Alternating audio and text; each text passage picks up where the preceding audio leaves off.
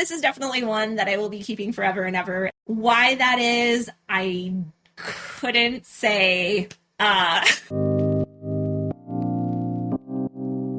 Welcome and welcome back, everybody. Tia here, and in today's video, we're going to be taking a little trip down memory lane. Some of you have reached out and mentioned that it might be interesting to go through my very first board game purchases and see whether or not they're still in my collection today and how my opinion of these games has changed over the years. So I did some digging, found some old receipts, and today I'm going to be sharing with you the first ever 18 games that I had in my collection. So to start things off, some of you may know that the first game that really got me hooked into modern board gaming that I physically owned a copy of was Oreo from designer Gary Kim. This is a game that I picked up at a board game shop in Korea while I was staying there, and after I bought it, I played it multiple times a day, every single day for the rest of my stay, and when I got back home as well.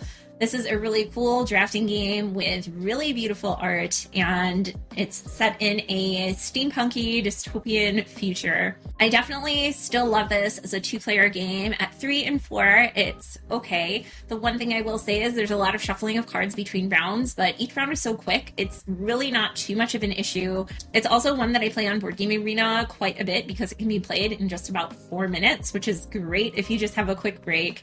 This is one that has a special place in my heart, and is a really unique drafting game that I still haven't seen many other games quite emulate the same feel of. The next game that I bought was Flux. This is one that was introduced to me by a friend prior to my Korea trip, and we played it, and I thought it was really interesting.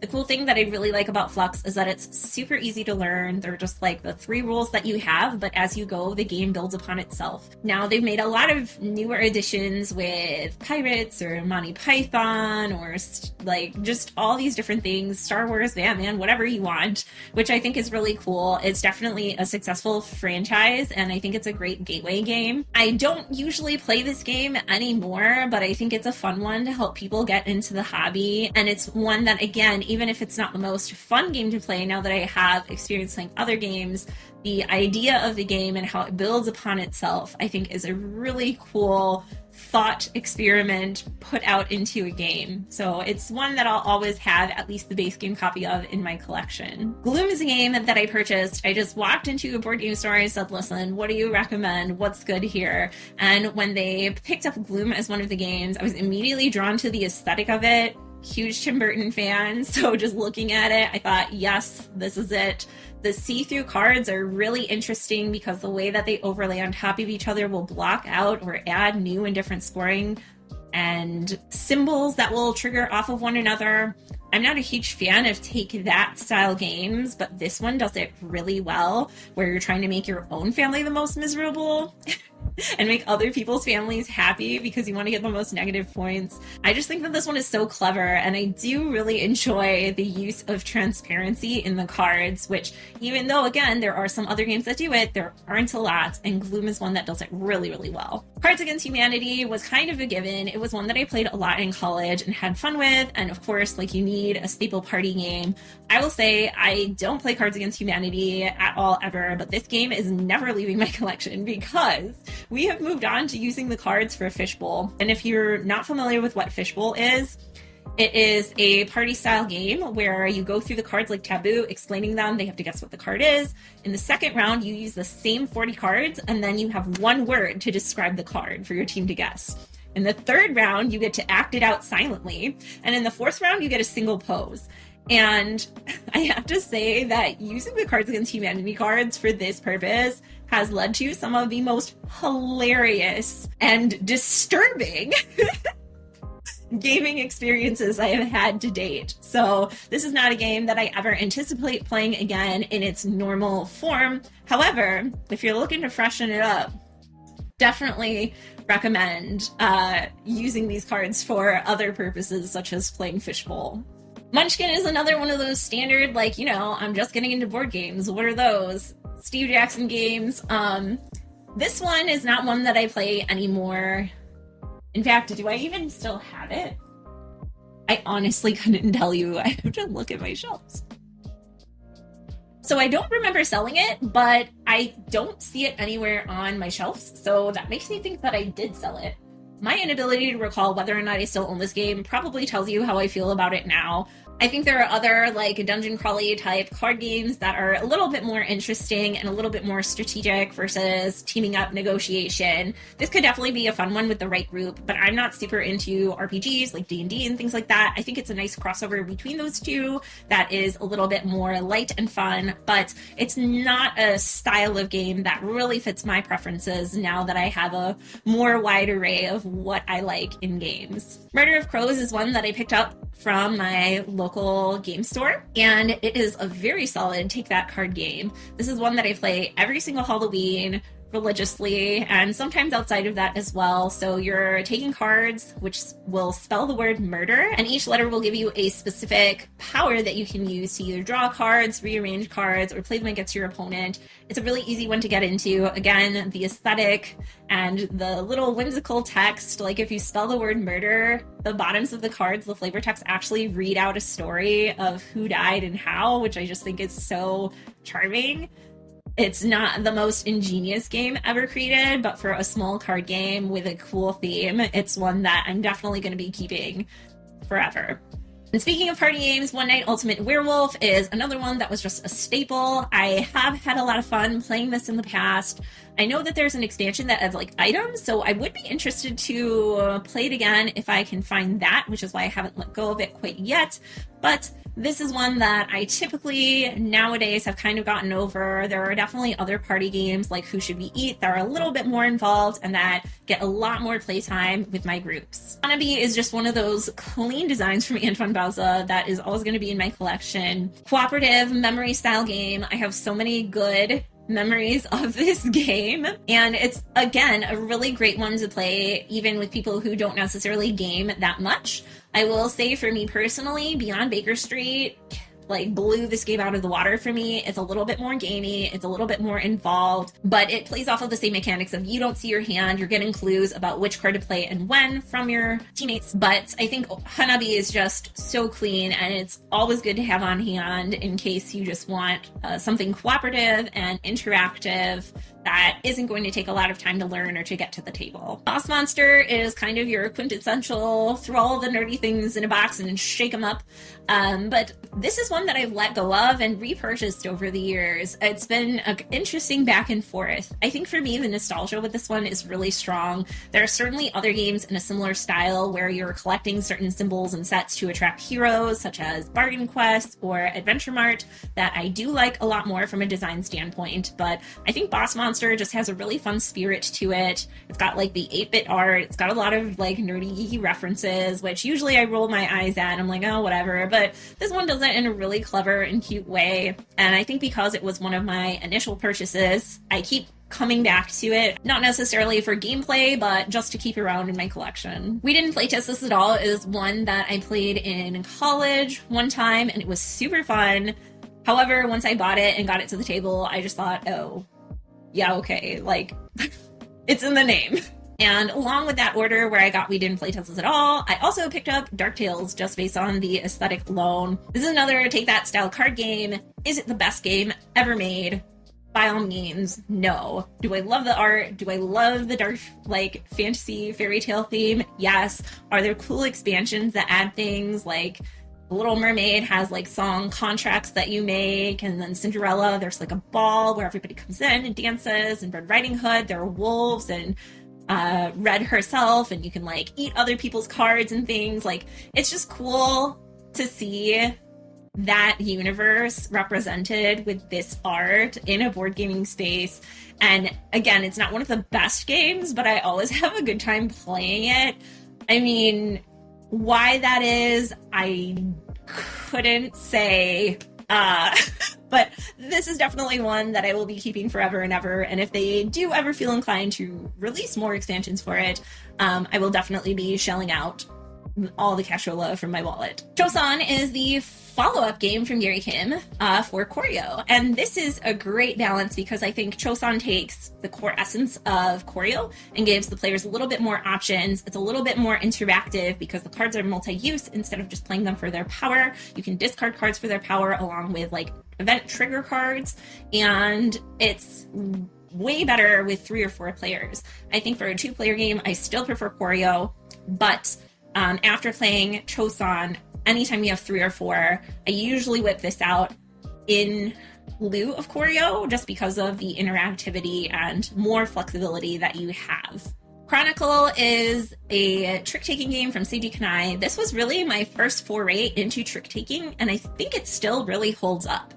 The one thing that I like about this is that each round you're going to have different histories or goals that you're working towards. So it's not about winning the most tricks, and it's not about winning the least tricks, and it's not about betting and winning a certain number of tricks. It's about how many red cards can you win, how many 2s can you win, and the cards themselves all have unique powers that are going to trigger when you play them as well. So this is a little bit of trick-taking with set collection, with unique goals from round to round, and just a really interesting implementation of trick-taking. Even amongst a market that is now saturated with trick-taking games, this is one that I feel is compact, it's to the point, it's easy to wrap your head around, but there's a lot of variability from play to play, and even variability throughout the course of a single sitting. Isla is a tile-laying game where you're going to be placing out different number tiles that will trigger different effects and get you scoring. This game I really liked. I really played a lot of it for a while until I realized that in the last few rounds, everybody is just trying to min-max their points because that's the kind of game it is. It's very mathy, very Excel spreadsheet,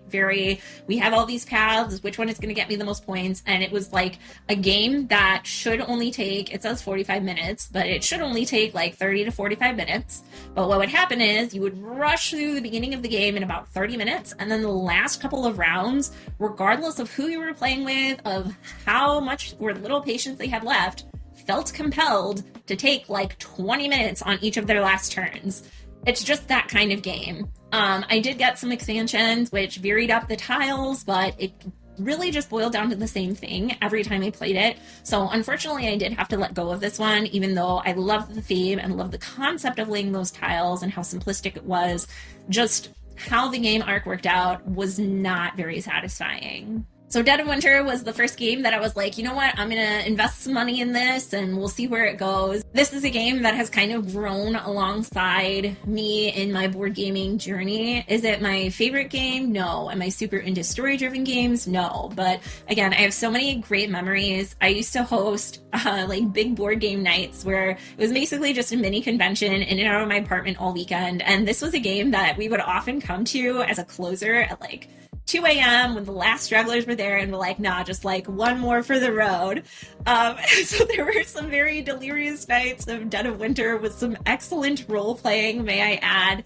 And this is one that since acquiring it, I've also acquired The Longest Night, which has a little bit more girth with the story, and Warring Colonies, which I haven't gotten to try yet, but that's like on my bucket list of things. I want to have a full group to play Warring Colonies with.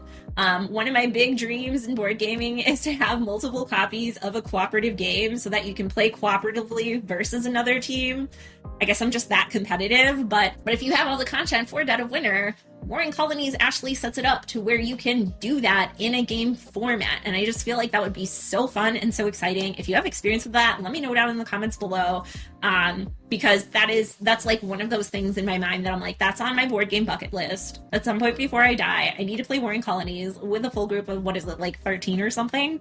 11? I'm not sure. I have to look into it again. This is one that I don't get to play very often, but I really love the zombie and post-apocalyptic theme of it, so it's definitely staying around. Betrayal at House on the Hill is one that is not, no.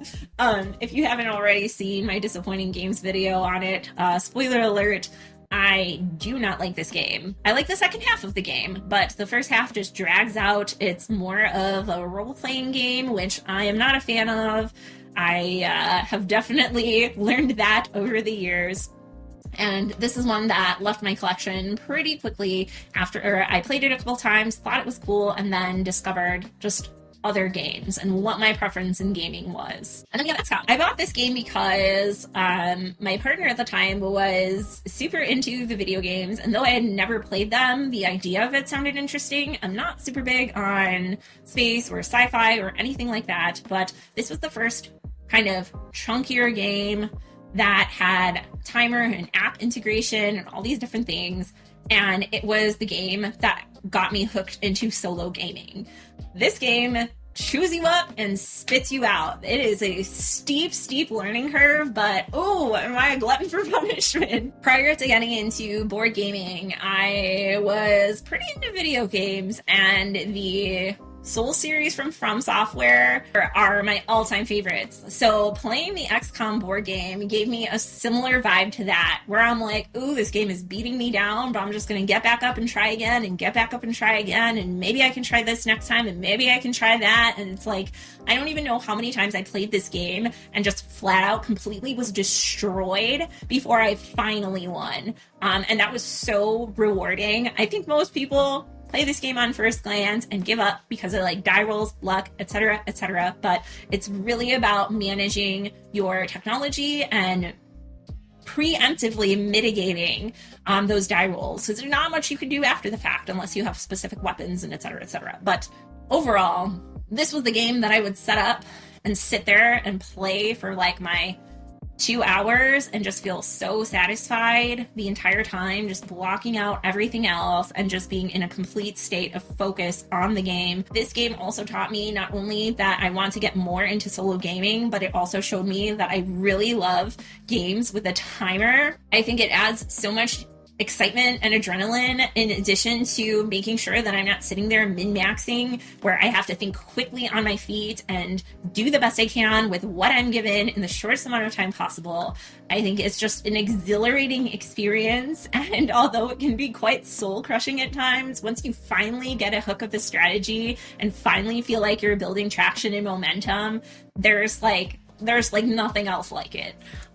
So this is a game that I don't often play with other people. In fact, I pretty much exclusively only play it solo, just because I know it's not for everybody, and it is harder to get into as a newer player because of that timed element, which of course you can take out, but since it runs with the app, you know, you can pause it, whatever.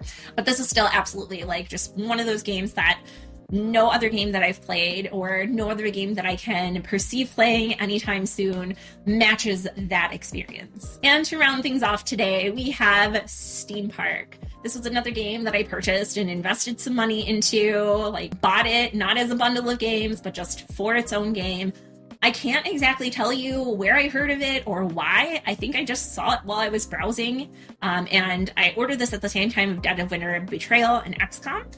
But the idea of creating an amusement park like took me back to my roller coaster tycoon type days, and I just thought it seemed so fun and whimsical. The components as well, where you're physically building little attractions for your rides, are so cool. And again, this game has a timed element where you are rolling your dice and chucking them onto the pigboard, and you can keep re-rolling as many times as you want. But the longer it takes you, the later you're going to go in turn order, and the more negative benefits you'll have to mitigate on your turn. So I really love the juxtaposition of that mad, crazy scramble of like, oh, what do I get? What do I get? What can I do? What can I do? Okay, I'm ready to go out. And then you have that moment of peace where you can really be strategic and plan out your park. There's communal bag building in this game. There's spatial reasoning. There's some resource management with your money and managing dirt and managing the meeples that you're getting on your rides.